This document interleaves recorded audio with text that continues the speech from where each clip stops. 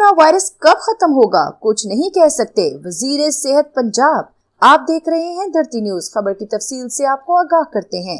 वजीर सेहत पंजाब डॉक्टर यास्मीन राशिद का कहना है कि कोरोना वायरस कब खत्म होगा इस बारे में कुछ नहीं कह सकते।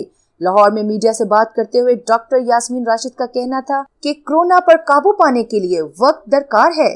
कुछ नहीं कहा जा सकता कि कोरोना वायरस कब खत्म होगा। चीन में दिसंबर में कोरोना वायरस आया और अभी तक है।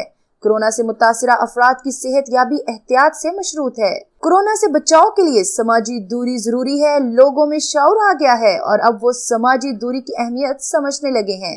अवाम एहतियाती तदाबीर पर सख्ती से अमल दरामद करें।